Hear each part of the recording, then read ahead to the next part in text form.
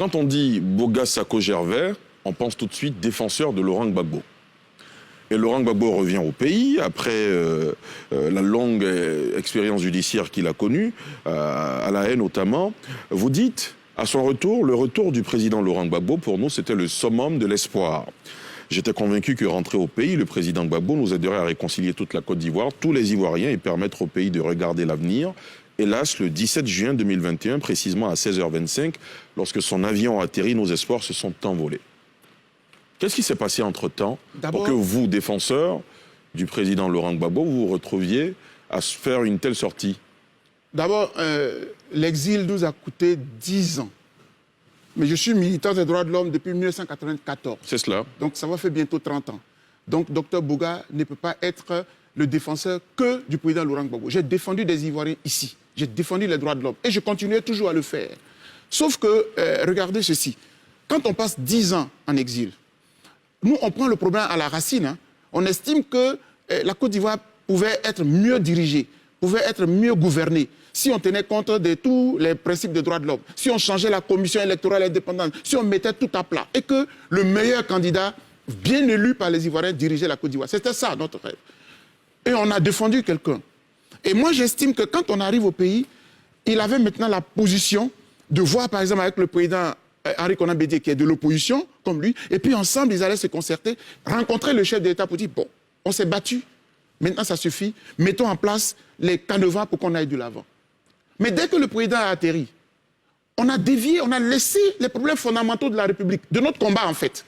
On a laissé ça pour parler d'autres choses. Et ça, moi, je ne peux pas avoir passé 10 ans de ma vie, de ma carrière.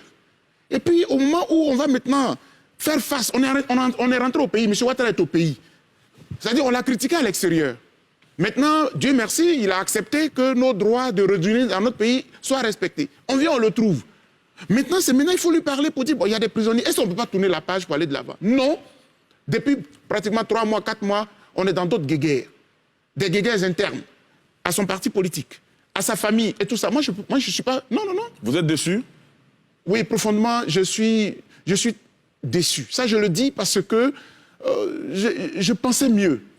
Officiellement, les 2 jours de manifestation contre la cherté de la vie à Abidjan ont enregistré 2 morts.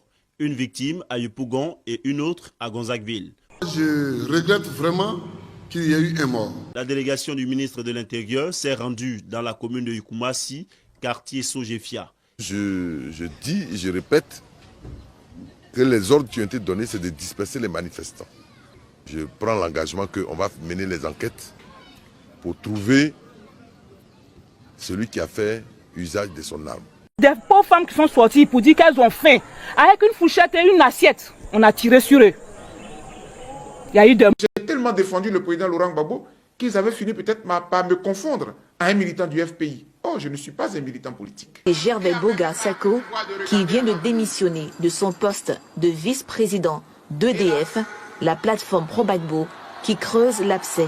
J'étais convaincu que rentrer au pays, le président Gbagbo nous aiderait à réconcilier toute la Côte d'Ivoire, à réconcilier tous les Ivoiriens et à permettre à la Côte d'Ivoire de regarder à l'avenir.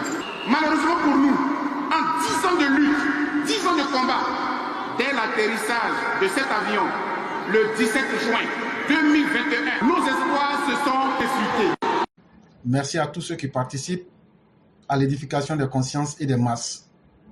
Merci surtout à tous les élèves de la classe que je remercie pour le débat qui a été tenu sur la plateforme Ivoire Débat.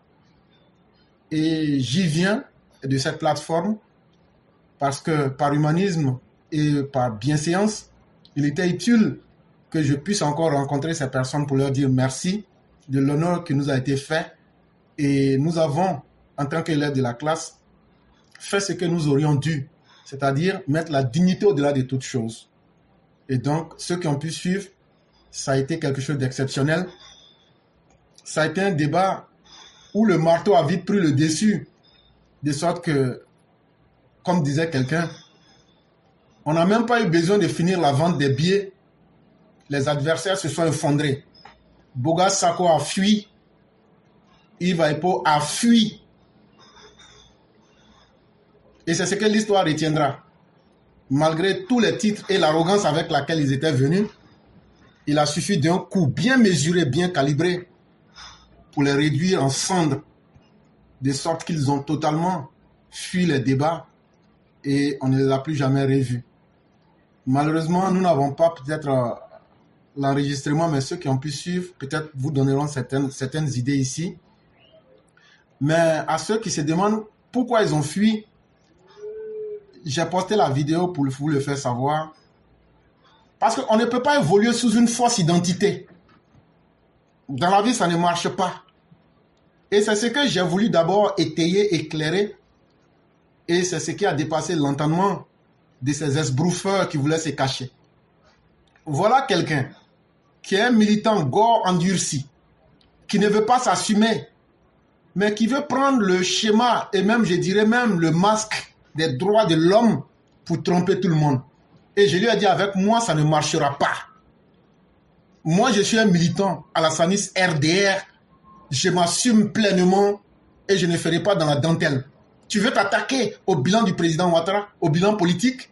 Il faut que tu t'assumes en tant qu'un militant gore endurci. Et donc, j'ai demandé à l'individu, quand le temps est venu pour moi de parler, je lui ai dit, le syncrétisme qu'il veut faire ne marchera pas. C'est-à-dire mélanger des choux et des carottes pour nous faire croire que c'est au nom des droits de l'homme qu'il parle, alors qu'il s'attaque à un bilan politique. J'ai dit que ça ne marcherait pas. Et l'individu, sans le savoir, comme le dit l'art de la guerre, il faut toujours permettre à l'ennemi d'avancer sur vos positions. La toile d'araignée. L'araignée ne va jamais capturer sa victime, mais l'araignée laisse toujours la victime venir dans sa toile. Et tranquillement, sans le soupçonner, voilà. Et lui-même, contrairement à l'esprit de ce qui était convenu, lui-même m'a donné l'ordre de montrer qui il est. Puisque quand je lui ai dit, vous êtes sous une fausse étiquette, alors que vous êtes un militant gore endurci, l'individu, sans le savoir, m'a dit, il va falloir que vous le prouviez. Pensant que je n'avais pas les moyens de le prouver, quand j'ai eu la parole, voilà la vidéo que je lui ai fait écouter et que tout le monde a pu entendre. Qu'ils avaient fini peut-être par me confondre à un militant du FPI. Oh, je ne suis pas un militant politique. Et Gervais Boga Sako, qui vient de démissionner de son poste de vice-président d'EDF, la plateforme Pro-Gbagbo. Vous avez entendu? Boga Sako Gervais qui vient de démissionner de la vice-présidence de la plateforme EDS. Ça veut dire l'ensemble de tous les partis pro-Gbagbo là. Ils avaient créé, quand Gbagbo était en prison là, ils avaient créé un mouvement qu'on appelait EDS. Et quand Gbagbo est revenu là, ce sont les mêmes EDS là qui sont les députés de Gbagbo à l'Assemblée nationale aujourd'hui. Lui, il était le vice-président de ça. Toi, tu vas venir devant qui pour nous dire que toi, tu as un simple droit de l'homme? Et là où tu parles, tu étais à la convention de la création du MGC. Et pire, tu te condamnes, Boga. Tu dis que tu as été déçu par Laurent Gbagbo. C'est pourquoi tu es allé aujourd'hui t'ajouter au MGC. Et donc là, ça veut dire quoi? Tu es dans la nébuleuse pro-Gbagbo à fond. Tu n'as pas eu ton commerce avec Gbagbo pendant un temps. Tu as démissionné de la vice-présidente de EDS. Tu es parti te vendre à MGC. Et donc là, je dirais même que tu es une pute politique. Et donc voici ce que tu disais ici. Quand tu as démissionné de la vice-présidence de EDS. Et toi-même, tu le dis à tout le monde que tu as tellement milité pour Gbagbo que les gens ont pensé que tu étais un militant pro-Gbagbo.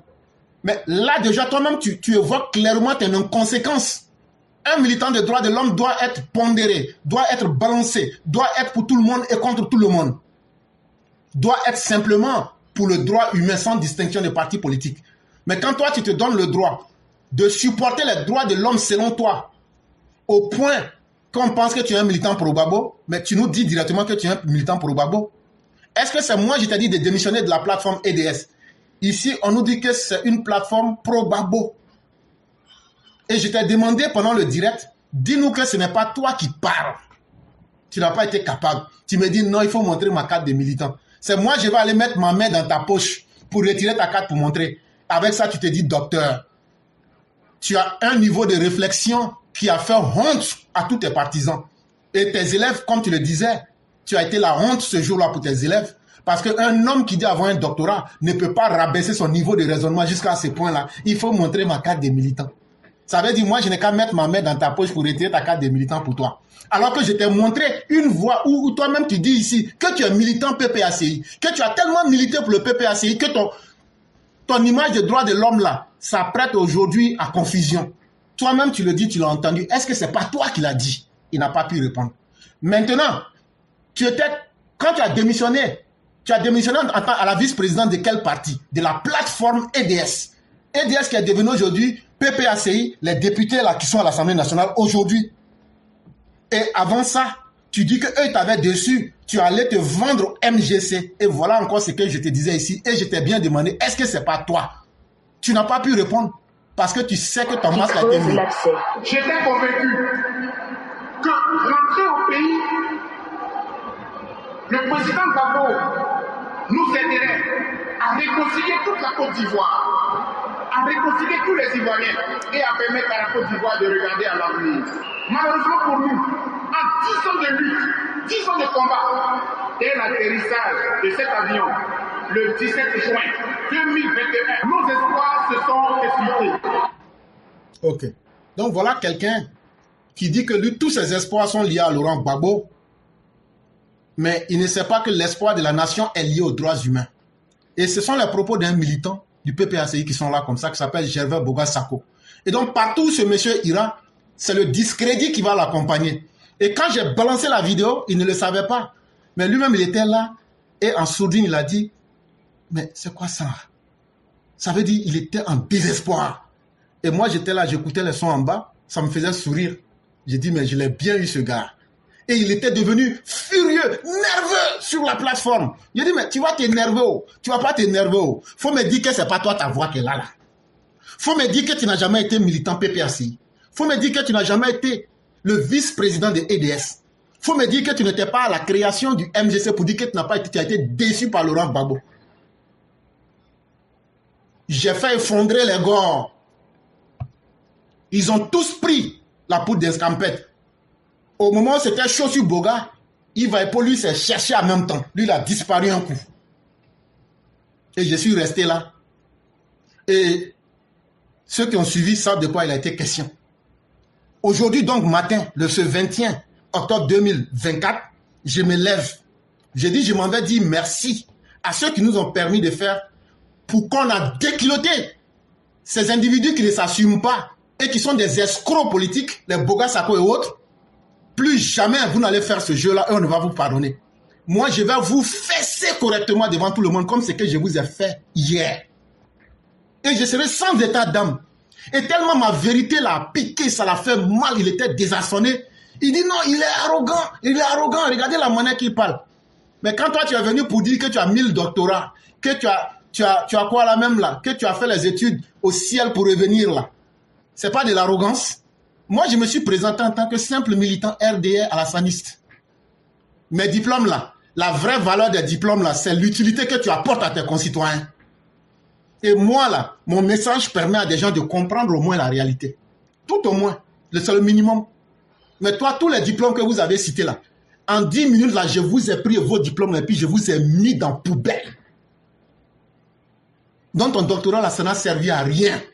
Votre arrogance inutile, là, celui qui est arrogant, c'est celui qui veut se donner une fausse impression. Moi, là, c'est l'effet que tu ressens. Moi, je suis comme le feu. Tu me touches, là, je te brûle. Je te touche, je te brûle. Et tu m'as senti, et vous m'avez senti. Mais ça sera comme ça à partir de maintenant. C'est fini. Et on a montré ce que tu as aux yeux des gens. Et tu n'es qu'un escroc politique, Boga Sako, qui ne s'assume pas. Et tu ferais mieux de t'assumer en tant que PPACI, dignement, puisque déjà, là, c'est ce que tu poses comme acte. Et donc, aujourd'hui matin, je me lève, j'ai dit, je m'en vais, pour dire merci à Bloko Pichichi, à Madame Ouattara, et à Alchimiste. J'arrive sur la plateforme Ivoire Débat. Je vois il y a un débat qui parle du bilan du président Ouattara. Et Dieu merci, on me fait monter.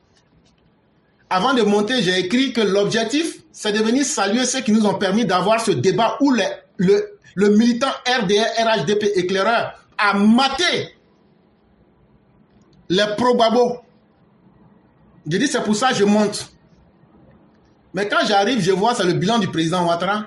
Ça ne m'intéressait pas trop puisque je devais me lancer le direct ici.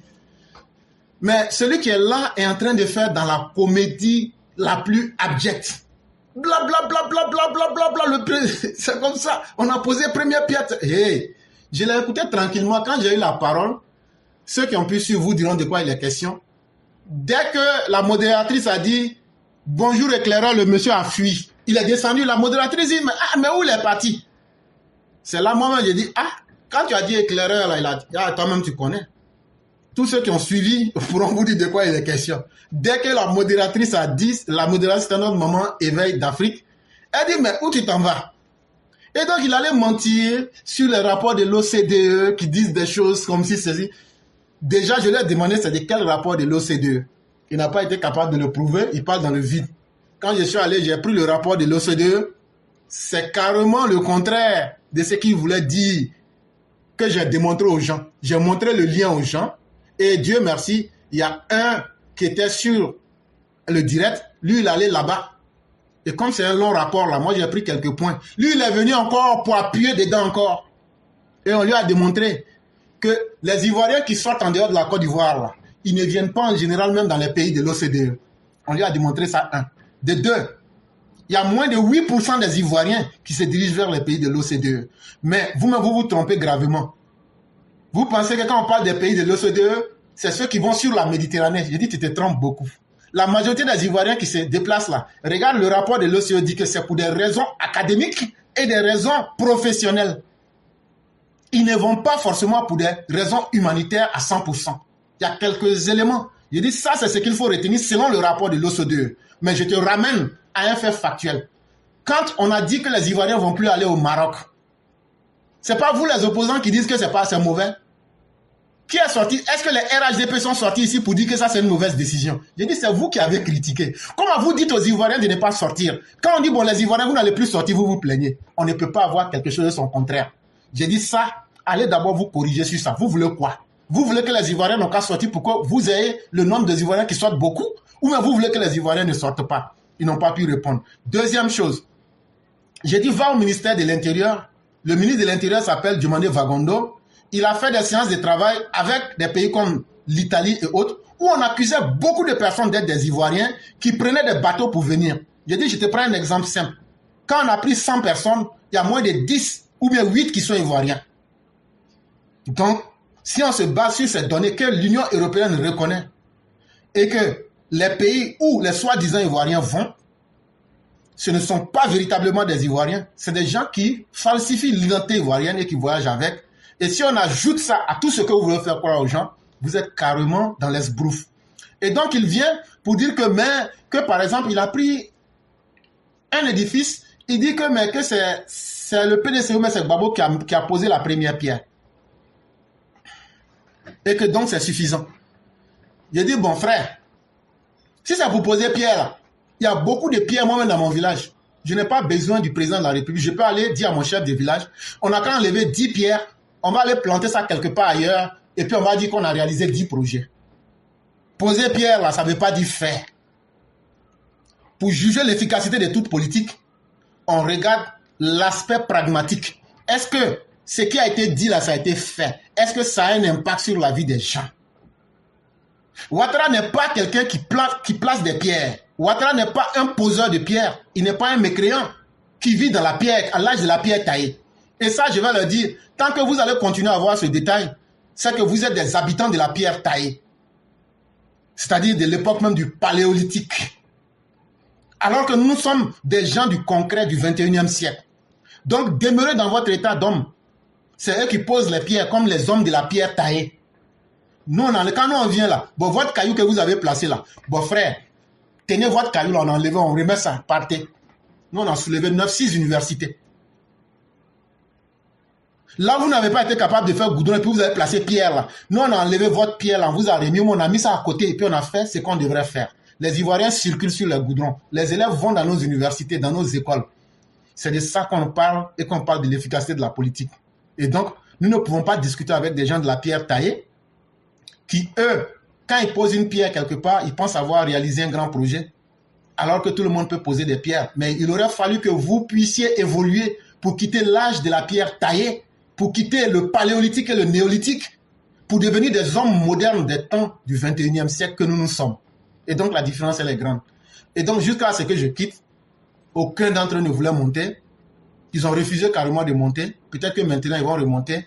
Et la suite, c'est autre chose. Bonsoir, cher frère, je vais bien et toi? Dieu merci, tout va très bien. Et j'espère que le lundi, ça se En tout passe. cas, on va dire quitter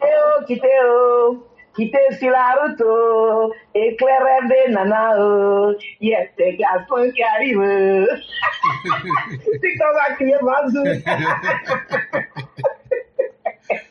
Vraiment, merci beaucoup, cher mère. Bonsoir à toi, j'aimerais, comment tu vas? Ouais, je vais très bien, vous-même? Je vais très très Et bien. la petite famille? Alhamdulillah, ça va ici, et de ton Et côté? ça va, grâce à Dieu, on ne se plaint pas. Et surtout, merci Ah, à vous toutes pour la performance de tous les joueurs d'hier. Et ce n'était pas facile, mais vous avez tenu les 24 heures sur TikTok. Et vraiment, merci à chacune d'entre vous. Ainsi qu'à BSB. Ainsi qu'à nous BSB. sommes des élèves. Hein? J'ai dit ainsi qu'à BSB aussi, qui ne ménage aucun Vraiment. effort. Vraiment, merci à vous tous. Vraiment, merci à nous tous, vraiment, que Dieu nous garde toujours dans ses grâces. Amen, amen. Et bonsoir à tous les EPV, bonsoir à tous ceux qui sont encore là avec nous.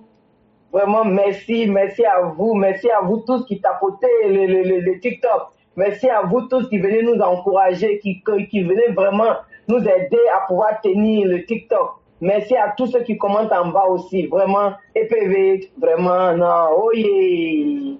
Oui, notre professeur me nous a... Ah non, actuellement là, on soulève les épaules comme ça pour dire si EPV.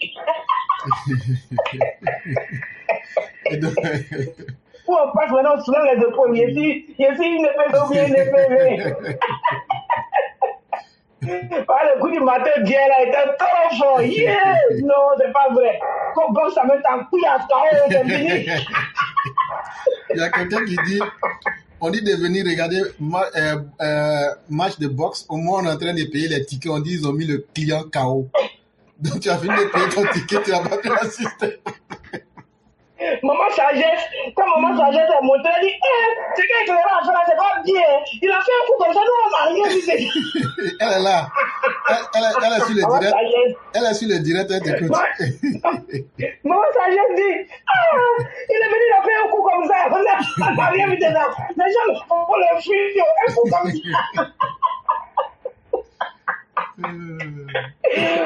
Vraiment, professeur, on va te dire big up, vraiment, merci pour le travail d'hier.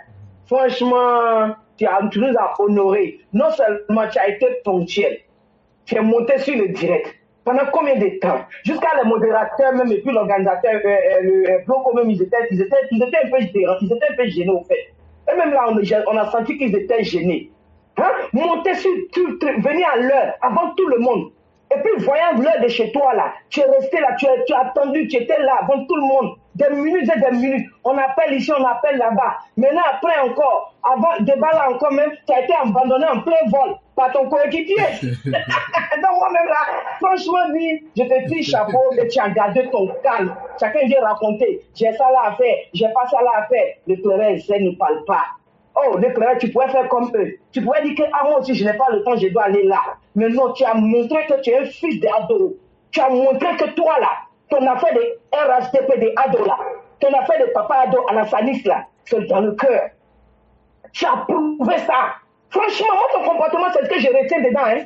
Tu as prouvé que toi, là, quand tu dis Alassane dans ta bouche, dans la bouche, là, c'est dans le cœur, ça sort.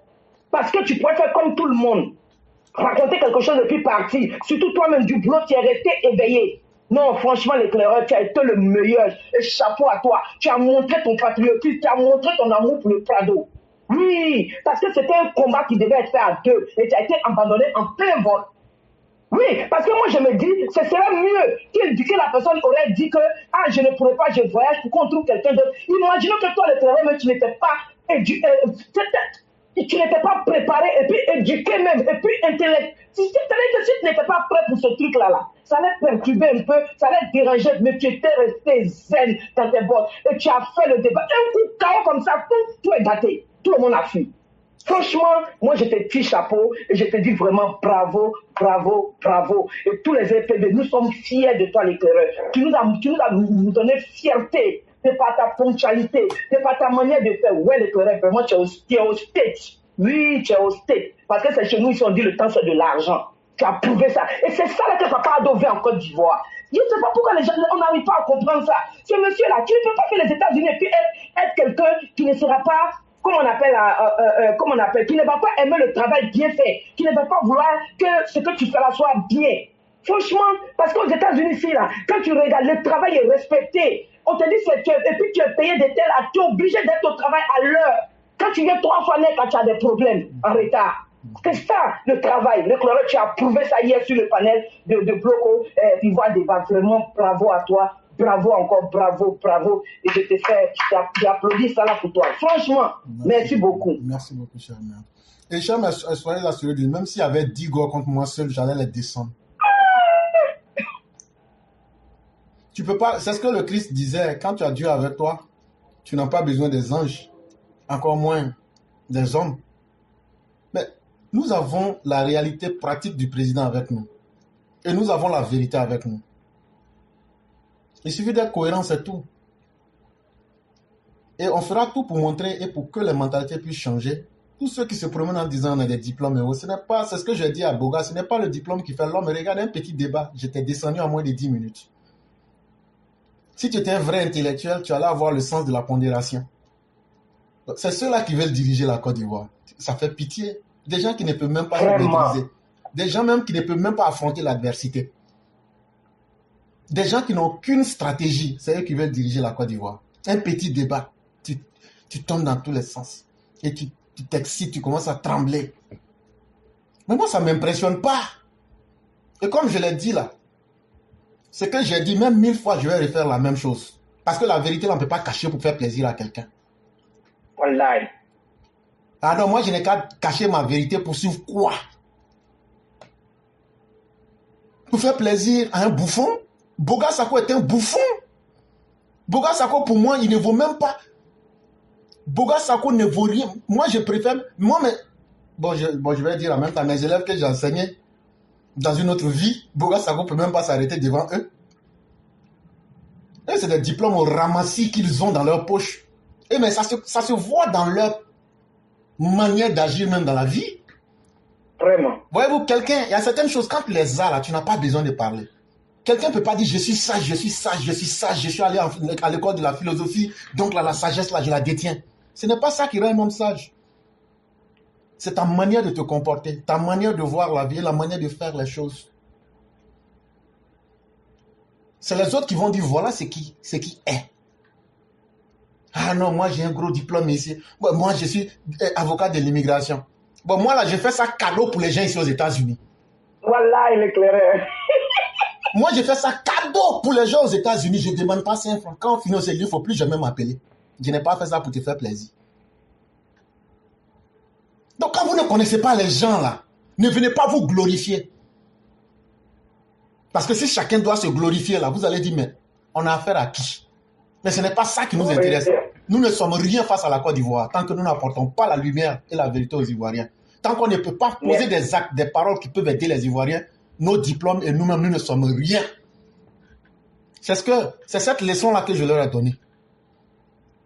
Et surtout, être comme des animaux, des amphibiens qui sont là, tantôt ils sont dans l'eau, tantôt ils sont sur la terre. Je suis droit de l'homme, mais en même temps, c'est la politique que tu veux faire. Ah donc moi, je n'ai qu'à te laisser, toi, tu vas dénigrer Alassane Ouattara. C'est là que j'ai mis dedans un coup, sans état d'âme. Les autres qui s'amusent avec vous, c'est pas moi.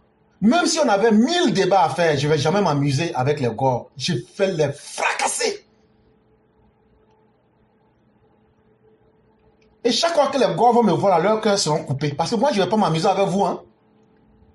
Je vais vous limer sauvagement, ou là, ça vous fait mal. Mais ça sera la vérité. Retenez ça de moi. Non, mais je n'ai pas le temps de dire ce qui n'est pas vrai. Parce que tout ce que j'ai dit là, je prouve en temps réel. Je prouve ça en temps réel. Tout ce que j'ai dit là, j'ai été le seul qui a donné les liens. J'ai été le seul qui a donné ses références. J'ai été le seul qui a donné les preuves de tout ce qu'il a dit. On ne discute pas avec l'éclaireur dans le vent. Et c'est ça la vraie Côte d'Ivoire. Alassane Ouattara n'est pas un homme d'amusement. Et nous n'allons jamais nous amuser à tomber bas. Nous ne sommes pas des fruits pourris. Et cette leçon-là, on va leur enseigner ça proprement. Parce que de la manière que vous avez confiance en vous, que vous êtes allé à l'école là, nous on allait à l'école mieux que vous. Mais si tu es allé à l'école véritablement là, il faut être capable de dire, voilà ce que j'ai pu apporter dans la vie de certaines personnes. Même si c'est en méthodologie de pensée, ou même la parole, ou même la vision, ou même la perception des choses. Donc ça, ces diplômes, ce comportement de français de l'époque coloniale là, il faut aller fréquenter, tu viens avec les diplômes. Ces temps sont révolus. Aujourd'hui, on va juger les individus en fonction de leur capacité. Tout le monde ne sera pas logé à la même enseigne, mais les actions de chacun seront là pour témoigner de ce que notre vie et notre existence auront été. Et moi, je suis fier, même si je ne deviens pas ministre, même si je ne vais pas, je m'en fous de tout ça. Moi, mon problème là, moi, je veux que les gens retiennent qu'il y a des gens qui ont mené un combat. Ils ont mené leur combat. On les a détestés comme on les a aimés, mais ils étaient eux-mêmes. Et ça, c'est très important pour moi. Le destin de chacun, là, ce que Dieu a réservé, là, même en voulant fuir, ça te rattrape. Eh oui. Et donc là, ce n'est pas à nous de forcer les événements. Ce qui doit arriver, arrivera. Et ce qui ne doit pas, ne sera jamais. Laissons la nature de Dieu souvent décider de certaines choses. Mais en tant qu'être humain, nous avons le devoir d'apporter l'espoir. Nous avons le devoir d'apporter la vérité. Et nous avons le devoir d'avoir pitié de nos compatriotes en leur disant la vérité. Vous pensez que ça nous plaît? Quand on passe des heures assis, mais on est obligé parce que vous corrompez les mentalités. Des gens comme les Bouga Sako. Vous êtes des corrupteurs des consciences publiques. Mais si moi j'ai l'occasion de vous parler en face, en tant que le fils de sa maman, si je ne vous dis pas ça, c'est que je suis un bâtard. Même Laurent Gbagbo, si tu le mets devant moi, je le démonte. Et si vous voulez, vous me donnez un timing, que ce soit en 1 minute ou en 10 minutes, je le démonte. Laurent Gbagbo, vous le placez en face de moi, intellectuellement parlant, je le désigne complètement. Vous êtes des pourritures qui ne faites que suivre la pourriture. Ce n'est pas Alassane Ouattara de faire ce combat-là, c'est à nous de faire ce combat-là. Qui a obligé les shérifs Ousmane et autres à prendre les armes? Vous pensez qu'ils ne savaient pas qu'ils allaient mourir? Quand les shérifs Ousmane, les Agazaga, les Ouattao ont pris les armes là, ils savaient, mais ils n'étaient pas bêtes. Hein? Et donc ne pensez pas qu'avec les restes, ça soit pour parler les bêtes. Ou maintenant lui il fait ça et puis les autres, ils n'ont qu'à prendre le bénéfice qu'ils veulent. Mais ceux qui vivront un jour vont témoigner de ce que nous avons été. Et chacun méritera ce qu'il doit mériter. Et donc là, les détails, les à côté là, nous, ça ne nous intéresse pas. Nous, on va mener ce combat-là pour la dignité du président, pour la dignité des Ivoiriens. Et après, le reste, là, Dieu même va décider. Soyons patients. Et laissons la vie souvent nous guider. Wallahi. Ce que Dieu te donne là, c'est plus fort que ce que les hommes vont te donner. Vraiment. Mais quand les gens te respectent en fonction de ce que tu es, même si tu es un criminel, que tu fais bien ton travail, tu forces les gens à te respecter dessus là. Les gens vont dire, ah, il était un criminel, mais vraiment, il faisait bien son travail. Nous n'allons jamais venir pour négocier notre dignité avec quelqu'un. Ça, que tout le monde enlève ça dans la tête. Nous n'allons jamais venir ici pour mettre au rabais notre intégrité, pour mentir aux gens, pour faire plaisir à qui, pourquoi? Wallahi. On va faire plaisir à qui, pourquoi? Même le président Ouattara lui-même, là, nous on lui dit les secs ici. Le président Ouattara lui-même, là, nous on dit ce qu'on pense. Et puis quand on finit là, je coupe et puis j'envoie. Et puis je coupe, je dis j'envoie. Puis voilà ce qu'on a dit. Donc ce ne sont pas des minables qui vont venir nous impressionner. Quand même, soyons sérieux. Et c'est pourquoi je dis à tous les RDR, levez la tête. Eh oui, mettez blanc dans vos coups, redressez vos coups. Quelqu'un vous incite ou me veut tourner en rond là, cassez gueule là. C'est moi, je vous ai dit ça. Il n'y a personne, je n'ai pas dit demain, hein, mais tant que Ouattara au pouvoir, il n'y a personne qui peut vous faire quoi que ce soit. C'est moi, j'ai dit ça. C'est nous notre pouvoir. C'est moi, j'ai dit ça. C'est nous, on a mis Ouattara, c'est nous notre pouvoir. C'est nous, on a le pouvoir. Et tu as remarqué, il a dit, quand je l'ai limé là, il est ressorti avec le subconscient néfaste et nauséabond des Gore, que vous pensez que vous allez rester au pouvoir éternellement. On ne va pas rester éternellement, mais vous, là, on va vous faire ça profondément. On s'en fout de demain, on s'en fout d'après-demain. Mais la manière que nous, on va diriger là, ça va être cancer dans vos corps. Vous avez dit que les gens n'étaient pas là à l'école. Mais regardez, vous qui êtes allé à l'école, comment vous avez décloté. Et donc, tous nos parents qui sont dans les campements, tous nos parents qui disent qu'ils ne comprennent pas français, aujourd'hui là, vos enfants que vous avez amenés, on est venus maintenant. Ceux qui disent qu'ils sont là à l'école, là, quand ils viennent, on les terrasse. Et tout le monde voit. Et donc, soyez fiers de vous-même. Ce combat-là, nous, on va le mener. Il y a des gens qui vont le mener avec l'aspect intellectuel. Il y a des gens qui vont mener ce combat en prenant les armes. Et il y a des gens qui vont mener ce combat en faisant le combat politique. On est bien organisé, hein. Ne vous trompez pas. Ouattara n'est pas seul. Et nous n'allons jamais abandonner Alassane Ouattara. Inch'Allah, jamais. Je l'ai dit et je le redis. Pour moi, je n'ai pas dit quelqu'un. Même si on attrape Ouattara en train de braquer la BCAO, si on attrape Ouattara, moi je vais dire aux gens que ce n'était pas lui, que c'était moi. Je vais me constituer prisonnier pour dire Ouattara, il faut partir.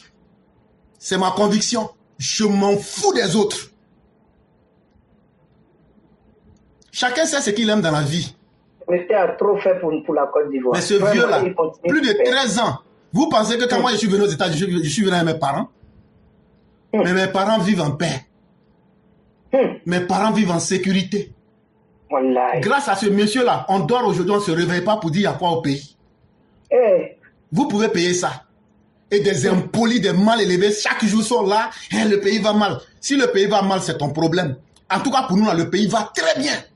Même si c'est un jour qu'on va faire au pouvoir, là, vous allez sentir ça comme cancer dans vos corps. Mais on va faire ça. La haine que vous avez là, vous allez mourir avec ça. Et rien ne prouve aussi que le jour que nous ne serons pas là, que ça sera vous aussi. C'est ça, on est en train de vous dire. Mais la Côte d'Ivoire, il n'y a plus personne qui va accepter que quelqu'un marche sur le pied de son ami. De la même manière que nous les disons, on ne va pas accepter que quelqu'un marche sur notre pied là. C'est comme ça, vous les Djoula aussi, vous devez dire, on ne va pas accepter. On ne va pas accepter, on ne va plus accepter. Non, c'est fini. Déjà, vous avez conduit la Côte d'Ivoire même dans les guerres civiles. Vous revenez et vous reprenez les mêmes comportements. Et les gens veulent qu'on s'amuse avec ces personnes-là. Non. Parce que ce que je dis là, ce ne sont pas des idiots qui sont là-bas. Mais la violence qu'ils sont en train d'encourager, est-ce que les gens ne voient pas? Les propos qu'ils tiennent pour attiser la haine dans les cœurs, est-ce que les gens ne voient pas? Ah, donc on peut tuer les enfants des autres. Et on va faire des rapports pour demander réconciliation. Mais c'est les pauvres qui doivent mourir. Mais à un certain moment là, nous les enfants des pauvres là, nous on a pris nos responsabilités. Si on dit à l'élection là, c'est que chacun a la va apprêter pour attendre son ami. Vous nous attaquez là, on va vous massacrer. C'est un message qui est clair. Et vous connaissez vos intentions. Comme vous ne voulez pas changer là, nous on va vous éradiquer. Et puis on va voir où le monde va partir. Et donc là, c'est que vous avez vu dimanche là. Ça c'est ce qui était une lutte intellectuelle. Mais quand on va se prendre sur terrain fa là, ça sera encore plus violent que ça là. C'est-à-dire le jour que vous aurez, ce que vous avez en main, puis nous on a en main, là, puis on se regarde là. Les 10 minutes, le débat des 4 heures qui s'est passé en 10 minutes là. Quand on va vous avoir sur terrain là, ça va se passer en 1 seconde. On est en train de vous parler, vous pensez qu'on s'amuse. Mais moi je ne suis pas je ne suis pas dans le groupe de bouffons. Il dit quelque chose et puis après il dit bon comme il y avait le soleil là, c'est pourquoi j'avais dit ça. Un vrai sorcier là, tu peux être sorcier de la matinée comme dans la journée comme dans la nuit. Ce que tu peux faire là, quand tu dis là, tu fais ça à n'importe quel moment. Vous n'avez pas dit que vous êtes garçon. Nous, on vous attend. Le point de rendez-vous, c'est en Côte d'Ivoire. Tirez seulement une balle. Si vos cadavres n'ont pas jonché les rues, le président Ouattara, prix Nobel qu'il est en train de chercher là, il va perdre ça. Il ne va jamais avoir prix Nobel là. Vous ne pouvez pas avoir tué les parents des gens et aujourd'hui, venez vous comprendre. Ah, c'est qui a tué les 3000 morts? Mais ça donne envie de vomir. Ah, donc, comme ce n'est pas vos parents, ça cause de ça. Cette fois-ci, on va tuer vos parents et puis on va chercher qui a fait ça. Parce qu'on peut vous demander de ressusciter nos parents. Et ça, là, nous, on ne va jamais négocier la dignité de nos parents, même quand ils sont morts. Et ça, si c'est par la vengeance qu'on va retourner là, soyez prêts. Nous ne serons jamais contre une population. Nous ne serons jamais contre des peuples de la Côte d'Ivoire, mais nous serons contre les criminels qui ont pris le manteau de la politique pour commettre du banditisme et devenir des criminels crapuleux comme les Laurent Gbagbo et autres, on vous attend cette fois-ci. Et cette fois-ci-là, le président Ouattara, même s'il veut, on n'a qu'à attendre. On ne va pas attendre. On a déjà dit à tous nos parents, on n'a qu'à s'apprêter. Ce que tu as là, il faut prendre. Il ne faut pas l'attaquer quelqu'un. Mais si quelqu'un t'attaque là, il faut l'anéantir. C'est l'autodéfense. Et ça, on ne va pas s'amuser. Toi, quelqu'un t'a attaqué. Tu as joué avec lui là. Toi-même, là, on va t'abattre pour ajouter sur la personne. On te parle de ça. Parce qu'on en a marre. La sale politique de Laurent Gbagbo n'a fait que mettre la Côte d'Ivoire. Mais c'est trop. Trop, c'est trop. Franchement. Donc, on va mettre fin à ça. Chame, ça, il faut qu'il s'en soit. On va mettre fin à ça. Et donc, je vais vous laisser la parole pour que vous puissiez vous exprimer. Professeur, vraiment merci, merci, merci. Tout ce que tu viens de dire est tellement propre et frais. Vraiment trop, c'est trop. Nous voulons une Côte d'Ivoire. Nous sommes dans la paix, ça nous plaît comme ça. Mais vous, ça vous dérange. Je ne peux pas comprendre ça. Franchement, l'éclaireur, trop, c'est trop. Vraiment, merci. Merci pour tout. Que Dieu continue de te bénir. Que Dieu te protège. Que Dieu protège toute la Côte d'Ivoire. Papa Ado et tous ceux qui sont autour de lui. Que Dieu les protège. Nos forces de l'ordre, que Dieu les protège. Tous ceux qui œuvrent à la paix, à la tranquillité dans cette Côte d'Ivoire. Vraiment, que Dieu vous protège, vous tous. Et que tous ceux qui sont là aussi, qui disent qu'ils ne veulent pas voir la Côte d'Ivoire respirer là. Faut pas eux-mêmes, ils vont respirer. Amen. Franchement dit. Que Dieu les tue. C'est trop. Faut pas eux-mêmes, ils vont. Amin, l'éclaireur. Amin, amin, amin. Vraiment. Que Dieu vraiment les anéantisse parce qu'on est fatigué. Ils sont cachés, ils vont chez les Blancs là-bas, ils sont tranquilles dans la paix, tranquillité là-bas. Maintenant, ils disent pourquoi les gens au pays là-bas sont en paix. Enfin, eux-mêmes là, ils n'ont pas rentré au pays là-bas et puis vont les faire ce qu'ils font là, ils ne font pas ça. Hein. Ils restent chez les Blancs là-bas là, où ils sont tranquilles en train de bouffer là des Blancs, en train de mentir, ne pas travailler dans la maison, les pays là. Et ils restent là-bas et puis ils disent que l'Afrique, pourquoi la Côte d'Ivoire est tranquille? Pourquoi la Côte d'Ivoire, il y a un bon président? Ça les dérange. Vraiment, Dieu, c'est toi seul qui donne, qui nous a mis sur cette terre-là. Toi, Dieu même, tu t'appelles paix. Oui, toi, Dieu même, tu t'appelles paix. Abondis ta paix sur la Côte d'Ivoire. Ceux qui n'aiment pas la paix, là, faut jamais leur donner eux-mêmes la paix. C'est tout. Amen. Faut jamais ils vont avoir la paix. Eux-mêmes, là, faut pas leur donner la paix, Dieu. Amen. Pour qu'ils laissent notre pays là en paix, là. Dieu, faut pas eux-mêmes ils vont avoir la paix. Franchement, parce que trop, c'est... On est fatigué. On est fatigué. Parce que voilà pourquoi on vous dit, chers militants RHDP, chers sympathisants RHDP, actuellement ce sont les révisions des listes électorales, voilà, révision ou inscription, je sais pas, ou comment on appelle, enrôlement là. Pardonnez, allez-y. Quand tu dis que tu aimes Papa Ado, quand tu dis que tu aimes le travail qui se passe en Côte d'Ivoire, quand tu dis que tu aimes la paix, la sécurité là, est-ce que tu peux voir ça là, et puis ne pas aller voter? Personne ne t'empêchera d'aller voter. Allez-y vous inscrire. En octobre, là, on va aller voter un coup KO et puis le pays va rester tranquille. Oui, parce que la paix, la sécurité que Papa Ado nous a donnée, et puis la liberté d'expression. C'est-à-dire que Papa Ado a fait que l'Ivoirien est devenu exigeant aujourd'hui. L'Ivoirien exige tout aujourd'hui. Jusqu'à même, il y a des flaflas, mais tellement ils sont dans le bonheur là. Et même ils se lèvent aujourd'hui pour dire qu'on n'a qu'à donner 600 000 primes sur l'Est. À quoi de quoi? Qu'est-ce qu'ils fabriquent? Qu'est-ce qu'ils font? Ils peuvent aller des 600 000 de primes chaque 3 mois là. Ils n'ont qu'à nous dire. Oui, mais au privé, là, ils sont partis enseigner les enfants du privé. Hein. Mais vous, la population, pour vous que le président Ado est en train de travailler, pour vous que le président Ado est en train de se tracasser pour la population, vous là, c'est vous, vos enfants là, ils ne vont pas enseigner. Mais ils vont enseigner au privé parce qu'ils savent que là-bas, là, ils sont payés par heure. Si tu as sauté là, tu n'es pas payé. Mais vous, vos enfants là, on dit qu'il ne faut pas ils vont aller à l'école parce qu'eux, ils sont fâchés. Et vous, des gens comme ça, que vous devez les suivre. Oui, donc réveillez-vous, allez-y visiter les listes électorales et puis enrôlez-vous pour qu'en 2025, octobre, on fasse un coup KO pour montrer à ceux-là qu'eux là, plus jamais en Côte d'Ivoire. Oui, jusqu'à ce que Dieu nous enlève sur cette terre-là. Oh, ces gens de dirigeants-là, on n'en veut plus en Côte d'Ivoire. Franchement, donc enrôlez-vous et puis allez-y visiter les listes pour voir si vos noms sont là ou pas, pour qu'en octobre prochain, et puis inscrivez-vous pour qu'en octobre prochain, là, on puisse les taper un coup pour les montrer qu'ils doivent nous laisser dans la paix que nous avions avec le président Ado. Franchement, merci l'éclaireur. Je m'arrête là, vraiment merci l'éclaireur pour tout. Et que tous ceux qui sont restés avec nous jusqu'à ce point, jusqu'à cette nuit-là, on vous dit merci. Merci à vous. Merci l'éclaireur. Et surtout, j'ai un secret, dites ça au vieux en Conca. Dites-lui que, faut pas, il n'a qu'à gagner 82%. Parce que lui-même, son papa au fouet, là, en 90, avait fait 82%. Le monsieur, là, celui qui fait peur, où les gens disent à leurs enfants, faut pas approcher le monsieur qui était voleur quand il était petit, là. Quand au fouet, il a gagné à 82%, là, il dit que lui n'est pas d'accord, il est sorti pour contester les élections. Donc, il faut dire à papa, Ado n'a qu'à gagner à 90%.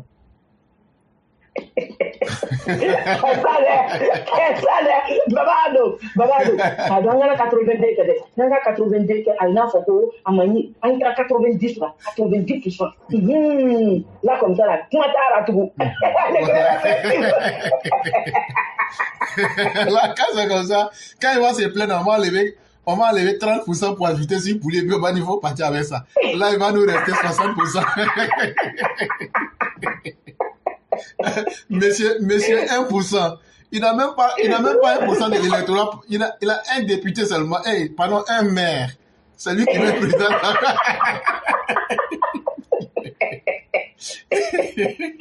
Ça les fait mal. Et quand on dit, mais quel est le poids électoral du PPACI?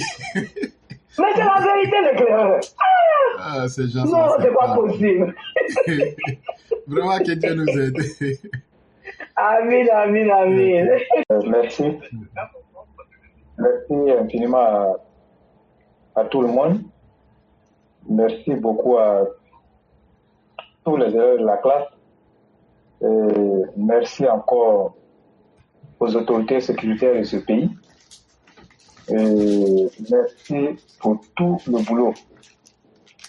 Et avant tout propos, j'aimerais encore une fois de plus dire merci beaucoup aux élèves et aussi te féliciter pour le brillant débat auquel tu as eu à participer hier et qu'à la suite de ça, nous avons espéré en tout cas avoir un débat très constructif qui allait aller jusqu'à son terme.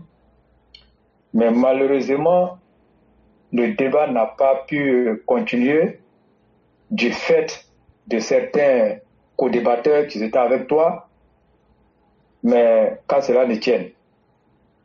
Donc déjà, on va te dire merci pour ta ténacité, pour ta résilience, parce que tu as travaillé toute la nuit et à cause de ce débat, tu n'as pas pu avoir un repos. Tu as attendu, tu étais la première personne à être sur le panel et ça aurait été quelqu'un d'autre. Les autres n'ayant pas respecté l'heure et tu pouvais t'appuyer sur ça et puisque l'heure avait été annoncée et puis aussi demander la route parce que les autres n'ont pas respecté l'heure. Mais quand on est disciple du président Alassane Ouattara et qu'on a des arguments, on n'a pas besoin de fuir un débat, on n'a pas besoin de prendre des arguments farfelus et pour fuir un débat. Et donc, tu es resté et après les autres sont arrivés et comme tout le monde a pu le constater, et ils sont arrivés avec un grand retard et les thèmes ont été mis.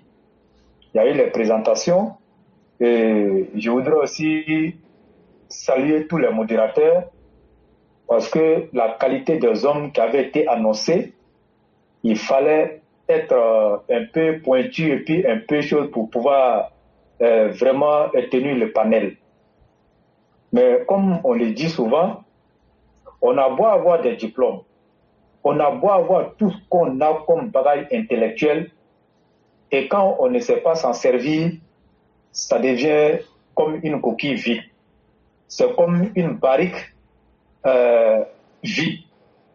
Et donc, la présentation a été faite. Et chacun s'est présenté, chacun a dit ce qu'il était, et d'autres même sont allés à extrapoler les choses, mais ce n'était pas ça l'objectif. L'objectif était de montrer, au-delà de tout ce que toi tu as donné comme diplôme, comment tu utilises ces diplômes-là. Qu'est-ce que tu sais faire de tout ce que tu as montré comme diplôme. Mais nous sommes restés sur notre faim. Parce que moi, j'étais aussi parmi les premières personnes à me connecter Et donc, on était environ 1000 sur le panel. Et je crois que chacun est parti avec une conclusion. Et chacun aussi a vu un peu les carences ou encore les qualités des uns des autres qu'ils étaient, comme on appelle, sur les différents débatteurs. Et donc, moi, personnellement, c'est pas pour te lancer des fleurs et c'est pas aussi de tomber dans l'autosatisfaction ou encore, mais ce sont des faits qui sont là et tous les jours, tu le prouves. Et si c'était seulement qu'à se limiter sur le débat d'hier, les gens pouvaient dire non, vous en faites trop, éclairer n'est pas si, éclairer n'est pas si. Mais je crois que depuis 2020, et nous sommes ici, et chaque jour, on ne fait que engager des résultats, et je crois que les échos sont tombés un peu partout dans les oreilles des uns et des autres. Et le frère Maïk, le régulateur qui n'a pas suivi le débat, il a eu les échos, et donc c'est dire qu'il y a du travail qui a été fait hier. Et je crois que c'est aussi ça qui a motivé le frère Maïk, le régulateur, de venir encore te solliciter pour un autre débat avec Assali Tchimoko, qui est aussi un grand manipulateur. Et je crois que il faut trouver le jour, comme Maïk, le régulateur qui avait proposé le jeudi, et étant donné que les jeudis aussi étaient beaucoup occupés, et moi je crois que nous on n'a pas de problème, nous on est preneurs des débats. On est preneurs des débats, et raison pour laquelle moi j'invite tout le monde, tous les élèves de la classe, si vous avez l'occasion, quel que soit, comme on appelle, le type de formation, si vous en avez l'occasion, n'hésitez pas à vous faire former politiquement. Formez-vous politiquement. Je vais vous prendre un exemple de ce qui s'est passé hier. Imaginez-vous un instant, Éclairé n'avait pas une formation politique. Si Éclairé n'avait pas une formation politique, mais je vous assure, tel que le truc, la configuration s'était présentée, et je vous assure que nous, on allait avoir honte. Mais c'est la formation qui a permis à Éclairé de mettre tous ces comme on appelle, ces manipulateurs-là, KO, comme dans un comme on appelle, combat de boxe, dès le premier tour. Et donc, on n'est pas allé à plus de 30 minutes. Je dirais même, tout au plus, peut-être 20 minutes.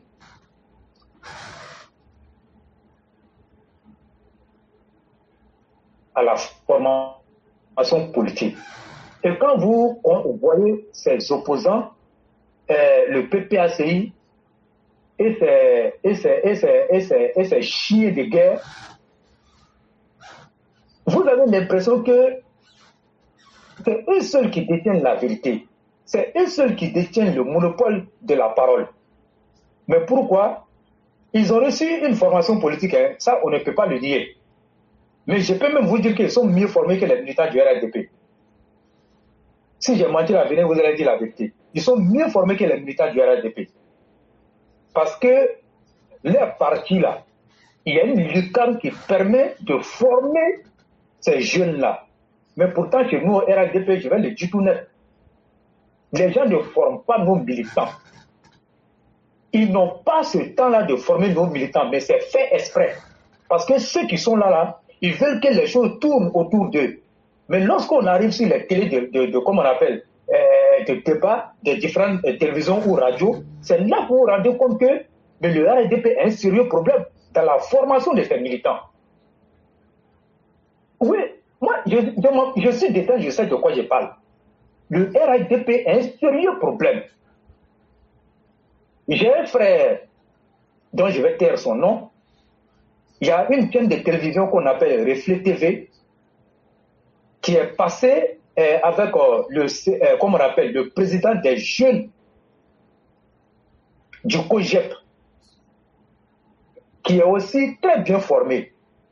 Mais notre frère militant qui était sur le plateau, il n'a jamais reçu de formation politique. Lui, il s'est auto-formé. Mais il a fait ce qu'il pouvait faire. Mais il a tenu. Mais imaginez-vous s'il avait été bien formé. Mais le débat allait prendre une autre tournure. Mais il a tiré son épingle du jeu. Et après, il m'a appelé et je lui ai dit, tu as fait ce que tu pouvais faire. Il va passer encore, je crois, c'est demain, avec un autre débatteur de l'opposition. Et donc tout ça là, je suis en train de dire ça pour que les autorités du RAIDP mettent l'accent sur la formation des militants. L'institut de formation Amadou Gon Coulibaly qui est fait, mais il y a beaucoup de militants qui s'inscrivent et qui tapent pourtant. Moi-même, je suis victime de ça 3 fois. Mais tu vas aller trouver des gens, on nous parle de l'âge, mais tu vas aller trouver des gens qui sont plus âgés que toi, mais comme ils ont fait pour être là-bas, et qui ne sont pas forcément des militants du RADP. On sait qu'ils sont ouverts à tout le monde, mais la part d'elle devait être faite à nos militants. Mais ce n'est pas le cas. Je dis bien, ce n'est pas le cas. Mais il faut qu'ils nous arrêtent ça. S'ils veulent que le RADP soit, comme on appelle, un parti fort. Mais quand on dit aujourd'hui un parti fort, le parti dont on parle, comment on appelle, un parti fort, mais c'est un parti qui, comment on appelle, qui est reposé sur sa jeunesse. Une jeunesse bien formée. Mais je vous assure aujourd'hui, vous allez prendre les jeunes de l'opposition, vous allez les mettre les jeunes du RADP. Ils vont nous laminer. Je dis bien, ils vont nous laminer. Bien que nous disons qu'ils sont forts dans la manipulation, mais ça fait partie aussi de la formation politique. Ça fait partie de la formation politique des jeunes. Parce que si toi, tu n'arrives pas à manipuler, comme on appelle la parole, pour mettre, comme on appelle, de ton côté, mais tu n'es pas formé.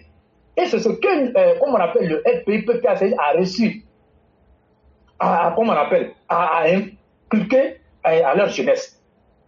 Quand vous regardez le fondement du FPI-PPACI, mais c'est aussi ça. Mais est-ce que souvent il y a des choses qu'ils disent, est-ce que 2 personnes ne croient pas? Même si après les gens vont venir voir que ce n'est pas ça. Mais le temps que tu vas te rendre compte que ce n'est pas vrai là, mais ils ont déjà atteint leur objectif. Ils ont déjà atteint leur objectif. Et donc, moi, je voudrais te féliciter pour le débat d'hier. Et si vous voyez, parce que c'est aussi ça. Ils sont là, la manipulation, pour eux là. Il faut rendre ce qui est faux en vrai. C'est comme ça chez eux. C'est leur idéologie qui est là. Mais est-ce qu'il y a quelqu'un qui est plus fort que Laurent Gbagbo dans la manipulation en Côte d'Ivoire? Mais depuis les années 90, lui seul, je dis bien lui seul, il ne fait que manipuler toute la Côte d'Ivoire. Il manipule toute la Côte d'Ivoire à sa guise. Le même a manipulé les gens contre Félix Houphouët-Boigny. Mais le temps que les gens vont savoir que il a manipulé les gens, mais il était déjà trop loin. Il était déjà trop loin. Et personne n'a échappé à sa manipulation, même nos pauvres paysans. Quand il a parlé de leurs conditions de vie, les gens l'ont suivi. Mais après, on a vu que ce n'était pas ça. Et moi, je dis honnêtement, même si on trouve que la manipulation n'est pas chose, mais la manipulation là, ça fait partie du jeu politique. Il faut qu'on accepte ça. Il faut qu'on accepte. Et donc, aujourd'hui, quand vous voyez tous les tapages qu'ils sont en train de faire, ils sont dans le faux. Et nous, on sait qu'ils sont dans le faux. Et même ils savent qu'ils sont dans le faux, mais ils ont un objectif à atteindre. Vous voyez, même quand on parle de la propagande là, il y a la vérité dedans, hein, mais il y a le mensonge dedans aussi. Quand on fait la propagande, comme on appelle, autour d'une chose là, mais c'est de rendre crédible la chose. Même si la chose est comme on appelle, il y a une crédibilité, mais on cherche encore une autre crédibilité pour ajouter sur ce qui est là.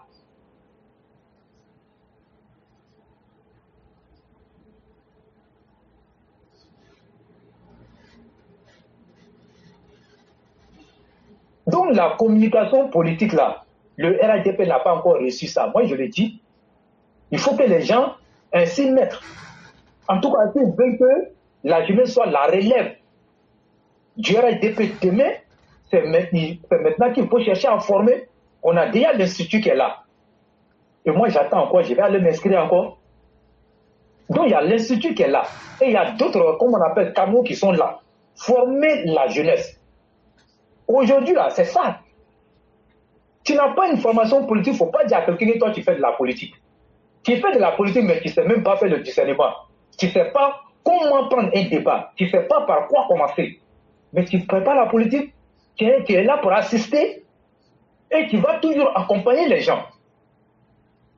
Si le parti veut que nous on accompagne et que nous on assiste et que nous on est sur les plateaux de télévision, qu'il continue dans cette lancée. Regardez le parti communiste chinois. Depuis qu'ils sont au pouvoir, regardez comment ce parti-là fonctionne. Mais c'est un parti qui a assis sur des vrais fondements.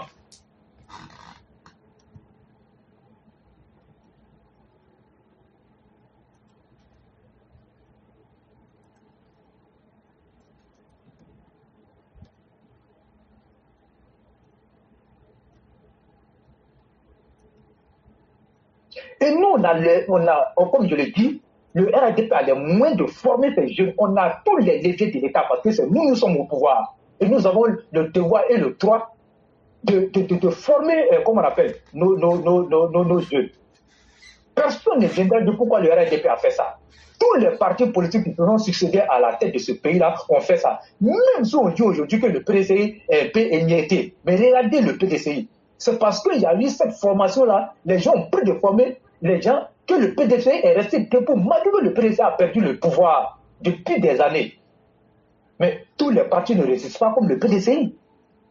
Non, ça, ce sont des vérités qu'on doit dire. Tous les partis ne peuvent pas être résilients comme le PDCI, malgré tout ce qui s'est passé.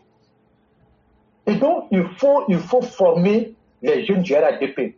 Donner cette possibilité-là à la jeunesse d'être la relève de demain.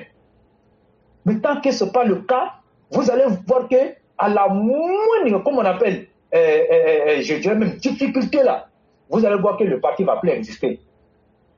Le parti ne va plus exister parce que le parti n'a pas été vraiment solidifié. Et tous les instruments qu'on devait prendre pour rendre le parti fort, les gens n'ont pas fait ça. Ils ont regardé seulement que leur poche. Et une fois que les gens réfléchissent comme ça dans le parti, vous allez voir que le parti ne va pas vivre. Le parti ne va pas vivre. Et ça, on fait ce qu'on peut. On fait ce qu'on peut. Mais à l'impossible, nul n'est tenu. Et on ne peut pas aller au-delà de nos ressources. Ce que nous avons là, nous on fait, mais on ne peut pas aller au-delà de ça. Donc il faut que les gens comprennent une fois pour de bon qu'au XXIe siècle, là, un jeune qui n'est pas formé politiquement est un jeune qui est mort. Et tu deviens un danger pour toi-même, ton parti. Mais si à chaque fois tu dois aller à un débat et qu'on doit te laminer par la faute, comme on appelle, de manque de formation, mais vous voyez que ce n'est pas bon. Le parti va mourir. Le parti va mourir. Et quand vous voyez la façon dont l'opposition fonctionne, surtout le PPACI, et que rien vous a dit ici la fois passée. Laurent Gbagbo aujourd'hui, il a atteint sa limite. Comme il a atteint sa limite, il n'arrive plus à convaincre les gens. Laurent Gbagbo aujourd'hui utilise d'autres canaux. Il utilise encore d'autres forces parallèles pour mener ce combat et ça est en train d'aller. Et même si on sait que ce n'est pas vrai, mais ça veut dire qu'il a su s'adapter à la réalité. Il s'est adapté à la réalité de la politique, comme on appelle, du moment. Voilà pourquoi on dit que la politique là, c'est la seule appréciation des réalités du moment. On fait la politique en fonction de ce que nous vivons à l'état actuel. On adapte les stratégies en fonction de la situation socio-politique du pays. Et donc c'est un peu ça. Et donc le RADP gagnerait en tout cas à faire de la formation des jeunes en politique, en tout cas sa priorité. Les jeunes au RADP, nous avons des talents. Ils sont prêts à se faire former. ils sont prêts à aller à la formation. Mais qu'est-ce que vous mettez à leur disposition? Comment vous faites? Et voici autant de questions que nous sommes en train de nous poser. Aujourd'hui, nous sommes en train de parler de la relève du président Alassane Ouattara, qui vous a dit que les jeunes aussi ne peuvent pas assumer, comme on appelle, cette relève. Et donc, le président Alassane Ouattara, aujourd'hui, qui fait de la jeunesse une de ses priorités, mais je crois que ça devait aller dans ce sens. Ça devrait aller dans ce sens. Les jours électoraux qui s'annoncent là, on aura à faire beaucoup de débats, que ce soit des débats télé, des débats radiophoniques, des débats sur beaucoup de canaux que vous voyez. On aura à faire beaucoup de débats. Mais si on n'est pas formé, on va aller se faire humilier. On va aller se faire humilier. Donner la priorité aux jeunes. Aujourd'hui, le PPACI qui est en train d'utiliser les autres tout là, mais c'est les mêmes militants du PPACI. C'est les mêmes militants. Et ils sont formés, comme on appelle, souvent au CIE même. Ils ont délégué des gens pour la formation. Et ils sont toujours au four et au moulin. Mais chez nous, là, il y a des gens qui sont comme on appelle, qu'on a mis à la formation. Mais vous les voyez? Est-ce que si on vous dit qu'il y a une structure qui est mise en place pour la formation des jeunes là, vous n'allez pas croire. Mais c'est parce que cette structure est inexistante. On ne sait même pas. Sinon, il y a une structure qui est comme ça. Donc, il faut vraiment revoir les choses au niveau du RADP et donner la chance à cette jeunesse-là. Moi, je le dis en toute honnêteté. Il faut donner la chance à cette jeunesse d'être formée politiquement. Sinon, on aura toujours nos yeux pour pleurer. Et quand on va partir sur des chaînes de télévision, on va toujours accuser les modérateurs. On va toujours accuser les modérateurs. Mais si nous, on est nuls, celui qui est en train de modérer le débat là, c'est pas à lui qu'on va jeter la faute. C'est pas à lui qu'on va jeter la faute. Donc vraiment pour moi c'était un cri de cœur. Parce que ça m'a révolté hier, Éclaireur, quand j'ai vu, ça m'a révolté hier. Moi je me suis dit, mais tiens, si Éclaireur n'était pas formé, mais vous allez voir ce qui allait se passer. Mais je savais que ceux-là ne pouvaient pas débattre avec toi. Et je savais qu'ils n'allaient pas terminer le débat. Je savais qu'ils allaient fuir. Et donc, vraiment, félicitations à toi. Moi, je savais que Bouga, Sako, Gervais et puis l'autre là, ils allaient fuir. Et donc, le débat était tellement bien. Les modérateurs, vraiment, ils ont joué pleinement leur rôle. Mais sauf que, comme les autres là n'arrivaient pas à tenir, donc ils ont voulu à un moment montrer comme si c'était les modérateurs là qui n'étaient pas juste autres là, alors que le débat a été annoncé ici d'avance et chacun a eu le temps de se préparer. Donc quand on va à un débat, si tu n'es pas préparé, tu vas aller te faire honneur. Donc vraiment, Éclaireur, merci beaucoup.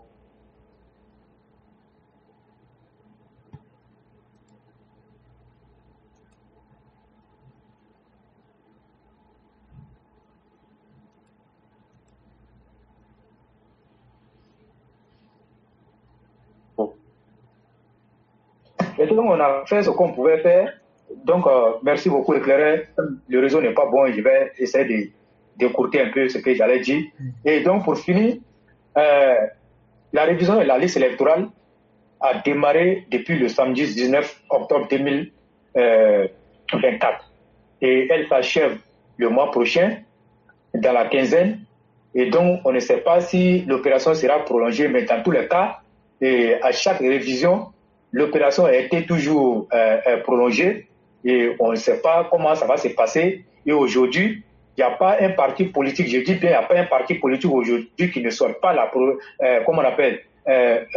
prolongation de cette opération. Même le RADP, je sais de quoi je parle. Vous allez voir qu'ils vont après aller voir la CEI pour dire que nous avons des militants qui ne se sont pas encore inscrits sur la liste électorale. Nous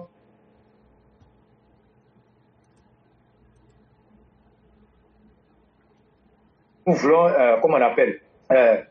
nous voulons que vous repoussez la date. Et vous allez voir que les gens vont repousser, mais n'attendons pas les derniers instants pour nous faire enrôler. Et que chacun fait son travail.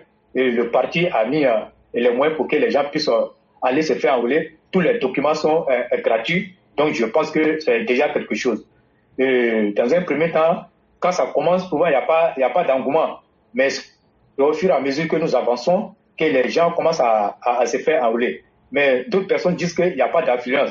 Mais s'il n'y a pas d'affluence, la faute là, ce n'est pas la CEI. La CEI organise son opération, mais aux différents partis politiques d'aller convaincre les militants de venir se faire enrôler. La CEI n'a rien à voir. Même si à la fin, on a enrôlé une seule personne, la CEI a atteint son objectif et la CEI a gagné son pari. Sauf que ce sont les partis politiques qui n'ont pas fait leur travail. Donc, ceux qui accusent la CEI à tort ou à raison, laissez la CEI organiser son opération. Ce n'est pas aujourd'hui que la CEI a commencé à faire son opération. Et donc, ce qui concerne l'inscription de Laurent Gbagbo sur la liste électorale, on ne va plus revenir là-dessus. Le débat, il est clos. Donc, Claire, il va m'arrêter là. Merci beaucoup.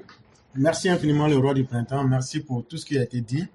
Et je crois qu'on a été assez long et on va dire merci à tous ceux qui ont pris le temps de nous suivre et à tous ceux qui ont confiance au travail que nous faisons. Merci à toi-même. Et on va essayer d'écouter en te laissant la conclusion pour que tu puisses finaliser la randonnée de ce jour. Vraiment, merci à tous ceux qui nous ont suivis, même à cette heure tardive. Et demain sera un autre jour. Donc, le roi, on vous laisse la conclusion. D'accord, merci beaucoup à tout le monde.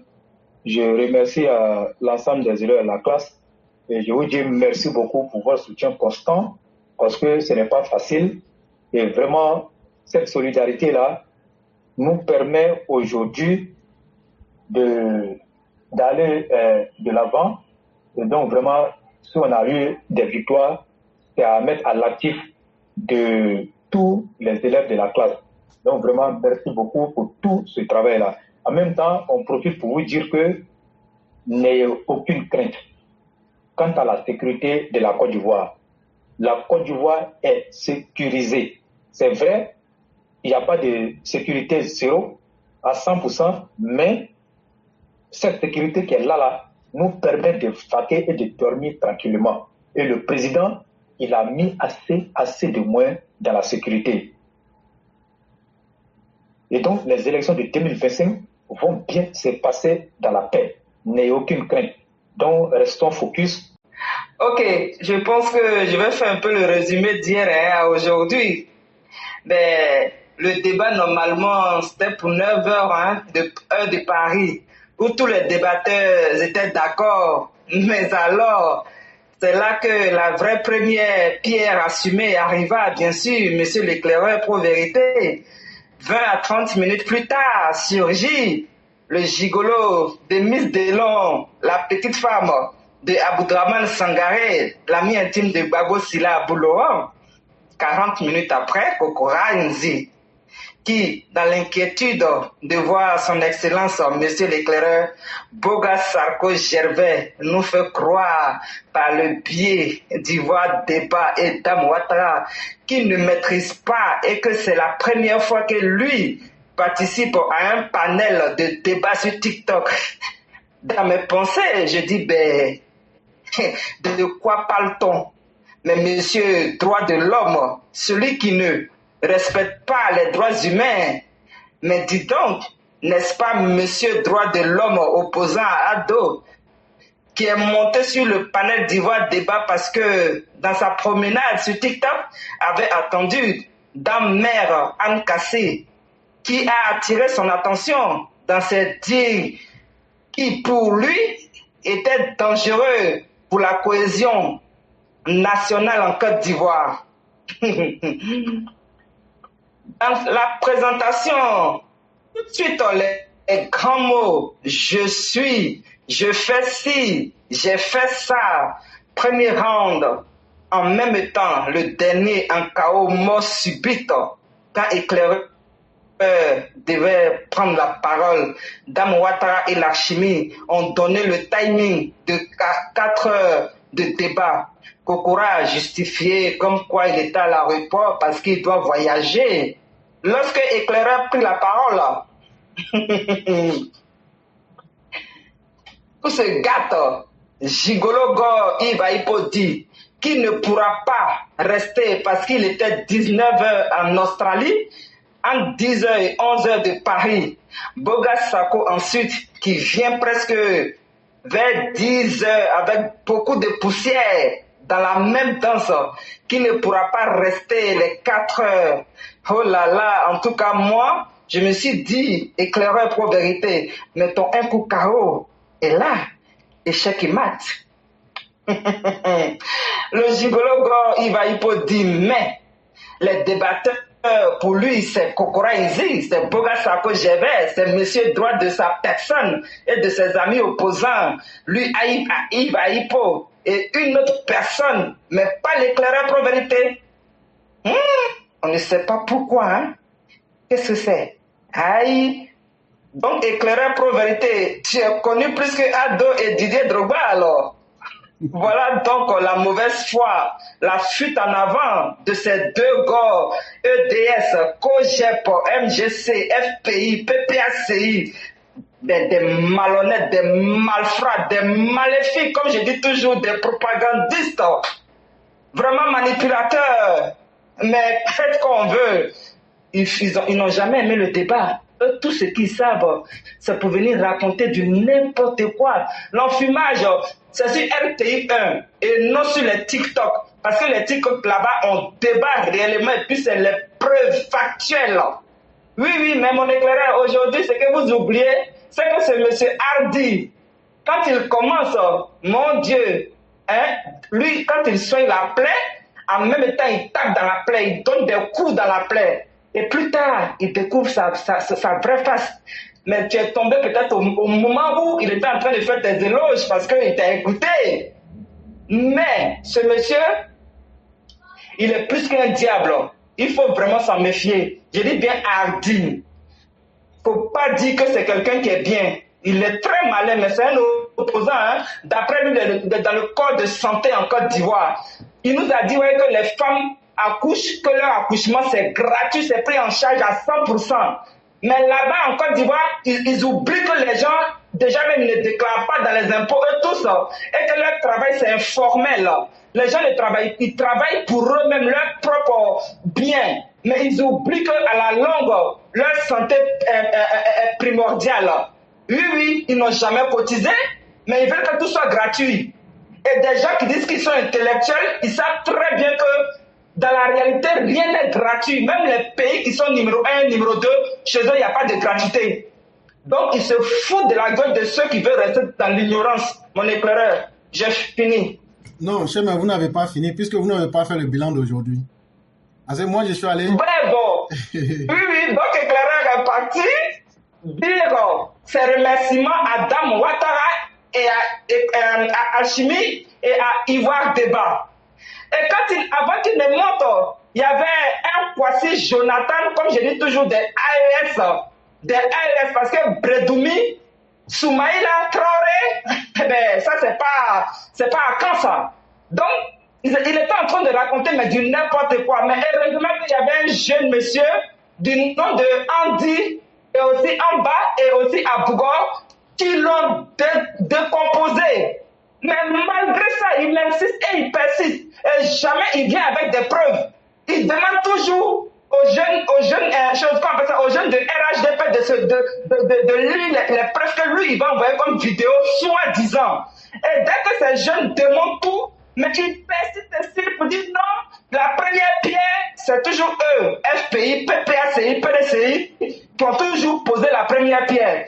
Mais c'est là, mes parents, que éclaireur pro vérité, il monte et dans le silence, il essaye de tout écouter.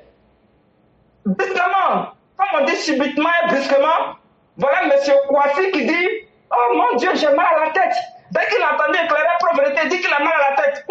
Le gars a raccroché, mais il a coupé tout à coup brusquement, il est descendu. On le cherche, on ne le voit pas. Mais il y avait un gars qui était là, mais lui, bizarrement, il était patient parce qu'habituellement, c'est un désordonné, comme son maître, Bago Sila Abou. Et quand l'éclaireur a pris la parole, comme je disais, M. Hardy, il a copieusement manqué de respect à Ado. Mais je vous dis qu'il dit même qu'il y a 80% des Ivoiriens qui sont analphabètes. Et quand on lui reprochait ça, il dit non, il n'a pas dit ça, il a dit 40%. Donc ce monsieur, il passait son temps à à dire et à se dédire. Il ne faisait que dire du n'importe quoi. Mais, comme je dis toujours mes chers parents, quand Éclaireur a pris la parole, mais ce monsieur, il a changé de bouche. Mais j'étais tombé je ne sais pas si c'est dit nu même là, j'étais habillé. Donc je ne peux pas dire que j'étais tombé de nu, mais j'étais habillé. Mais ce monsieur, mais vraiment, je vous dis le palmarès donc il a fait comme sa fin de parole. Moi j'étais ébahi, mais j'étais tellement occupé que pour mettre les commentaires pour dire, mais monsieur Hardy, mais attendez, quoi? Vous l'intellectuel, vous avez trouvé votre supérieur. Mais c'était trop tard. Le monsieur, il est descendu. Je vous dis, il est descendu parce que monsieur l'éclaireur a vraiment, je vous dis, chapeau, échec et mat. C'est vous. Ça, il n'y a rien à dire. Parce que Boka Sarko, il a dit, Madame Alkas disait des ornamentés, elle disait n'importe quoi. Lui, il ne pouvait pas supporter cela. Raison pour laquelle il est monté. Et ce dernier immense jeune-là que non, lui, il ne maîtrise pas TikTok. Alors que c'est avec des avatars qui viennent sur les réseaux sociaux pour écouter les gens. Exemple, la dame Christian 1, elle dit toujours que oui, Daki Seli, comment il s'appelle le Libanais, la Sam le Libanais, Katina, tout cela, ils viennent l'attaquer avec leur faux compte. Donc attendons, il raconte du n'importe quoi. Il vient avec son identité normale pour se présenter comme étant un président. Je ne sais pas président de quoi. Tu dis que tu es droit de l'homme, mais tu es président des droits de l'homme du monde, ou tu es président des droits de l'homme de ta personne, mais des droits de l'homme de la Côte d'Ivoire. Moi, j'en sais rien. Mais franchement, il va profiter de l'ignorance souvent des jeunes qui essaient de peut-être l'admirer parce qu'il est venu faire son palmarès avec son gigolo de il va pour raconter du n'importe quoi. Mais je vous dis que les amis à la télé, c'est le premier round, c'est la première thématique, première question là. Il va développer là. Je vous jure que c'était sur maintenant, Éclaireur, il était assis sur sa personne.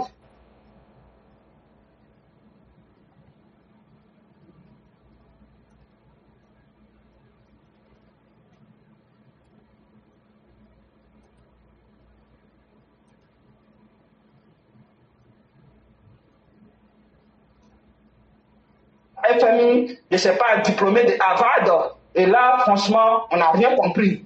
Mais Éclaireur, respect. J'ai dit respect. Je ne sais pas si vous m'avez entendu, parce que j'espère que ça a attaqué. Non, donc, je ne sais pas si vous m'avez entendu. On vous a parfaitement entendu. En tout cas, ceux qui ont des gros diplômes, on fuit devant ceux qui n'ont pas de diplômes. Ça, au moins, l'histoire retiendra ça. Et que ce ne sont pas les diplômes qui font un homme, comme je le dit. C'est simplement la grosseur de tes diplômes là. Qu'est-ce que ça permet au peuple de comprendre? Quelle est l'utilité de ce que tu sais? C'est ça la valeur d'un homme. Et c'est ce que ces gens-là n'ont pas compris. Et puis ils n'ont pas plus de diplômes que nous autres. À quoi est-ce que je vais dire j'ai tel diplôme? Ça va impressionner les gens. Pourquoi? Quand je n'apporte rien. C'est ça le drame de l'intellectuel africain. Quelqu'un qui est dans les papiers. Ce n'est pas le papier qui construit un homme ou une société. C'est l'action que nous apportons. L'action concrète. Et donc, ce que j'aimerais que les uns et les autres retiennent, c'est que toutes ces personnes que vous voyez, ne soyez pas impressionnés par elles. C'est des sacs vides. Les Boga Sako, tout ce que vous voulez comme Aipo, c'est des gros sacs vides de cacao. Vous voyez, ils ne peuvent même pas tenir un débat intellectuel. Ils ne savent même pas ce qu'on appelle la dialectique, à plus forte raison parler de sophistique. Et donc, c'est des gens, on regarde, ils viennent, on a tel diplôme, on a tant. Mais comme dirait, l'habit ne fait pas le moine. C'est l'efficacité de la pratique qui fait le moine. Un moine peut être nu, mais peut frapper un village. Comme un homme peut être très bien habillé en kimono, mais même ses petits frères vont le frapper. En tout cas, pour le docteur d'université qui a fait le tour du monde, il n'aurait fallu que 10 minutes pour te mettre au tapis. C'est très honteux. Et je crois que pendant très longtemps, ils vont se souvenir de la classe Éclaireur Pro Vérité. Franchement, je dis, monsieur Hardy, là, celui que tu as trouvé, là, c'est lui l'intellectuel d'après lui des bords. Mais il a changé sa parole. Parce que quand il est monté, quand la modératrice l'a fait monter, elle lui a dit, comme tu parles là, voilà maintenant Éclaireur live, tu as dit que tu allais contester ou bien faire, comment ils appellent ça? C'est ça. Il dit non, motion. Voilà, il a dit non, lui n'a jamais demandé à faire une motion avec l'éclaireur. Okay. Non, il y a ce monsieur-là, je te jure, il reste, là, il voit le débat là, il reste toute la journée. Il reste toute la journée, mais il a tiré le chapeau, il a dit respect. Il dit franchement, ça c'est vraiment, ça c'est sans dire intellectuel, un grand débatteur. Mon Dieu, mon écran, tu ne peux pas imaginer, il était très occupé pour me le commenter, mais là, j'étais trop content. C'est qui a dit Hardy, là? C'est Hardy qui a dit ça?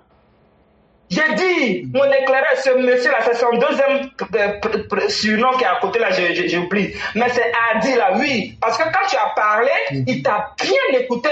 Et puis plus tard là, il a parlé. Quand il a parlé, il a même parlé de lui à l'hôpital. Les gens peuvent faire des examens sans payer quoi que ce soit. Mais je te jure que mon éclaireur, au moment où tu n'étais pas encore monté là. Quand il parlait là, il disait oui, les femmes, elles accouchent, rien n'est gratuit, c'est décevant, c'est pas normal.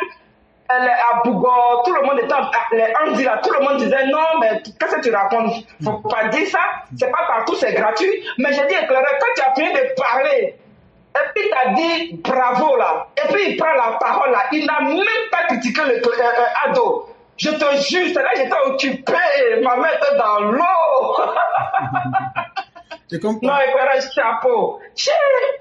Mais j'aimerais ici profiter pour dire merci à tous les EPV, parce que le soutien moral des EPV m'a été d'un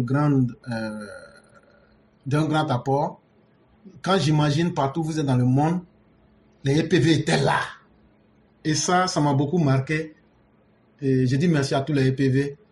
Et surtout, continuons à faire ce combat. Aujourd'hui, sur TikTok, on est venu, ça dépasse même pas encore 3 ou 4 mois. Je dis aussi merci à BSB, à Binet et à toutes nos mères qui ont voulu qu'on parte sur TikTok. Nous ne savions pas que l'aventure là-bas était comme ça. Mais aujourd'hui, quand même, de la même manière qu'on a pacifié Facebook, qu'on a pacifié YouTube, on va aussi pacifier TikTok. Et avant de quitter, je leur ai dit, comme l'heure n'était pas mon avantage ici, il paraît encore que Tefeu a gâté le point même. Il dit, ouais, je n'ai pas... Moi, mais c'est ce que j'ai dit. J'ai dit, même si je ne suis pas là, Tefeu peut gérer la situation. Et effectivement, après, on m'a dit aussi que lui, il a fait un excellent travail. Ben, il faut dire merci à tous. Et nous avons les moyens intellectuels de défendre le Prado et ses œuvres. C'est nous qui sommes les plus heureux. Parce que nous avons la tête toujours haute. Parce que ce que nous disons, ça se voit, ça se sent. Et c'est à nous d'en faire la promotion d'une Côte d'Ivoire où tout le monde peut vivre en paix, dans la dignité. C'est cette richesse-là que nous faisons et nous allons faire du mieux que nous pourrions. Vraiment, merci beaucoup. Merci, mon éclaireur, tu étais absolu. Pardon, le lundi, je sais que tu peux partir là-bas. Tu vas chez Côte d'Ivoire et puis tu vas chez Ivoire débat. C'est là-bas, ils sont versés, les AES, les opposants, là. C'est là-bas, ils vont délirer, là. Oui, hier, je n'en ai pas croqué de l'AES. Peut-être qu'après le direct, si j'ai le temps, je vais visiter. Peut-être que je vais me faire un AES. Non, chapeau, non, les gars, non, éclaireur. Non, c'est trop propre. Non, je dis dans les commentaires des gars, non, même ça, non. C'était dosé. Ça descend. Vous voyez l'écran là noir quand il dit, il n'y a plus de profil, il n'y a rien. Merci beaucoup. Même là, ils sont en train d'attaquer le direct. Hein.